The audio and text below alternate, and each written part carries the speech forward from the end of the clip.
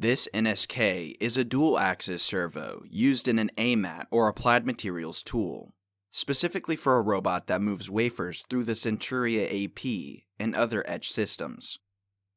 We fully rebuilt this motor control, and as shown in the video, we tested each axis individually, as they are separate and function independently as they move the robot.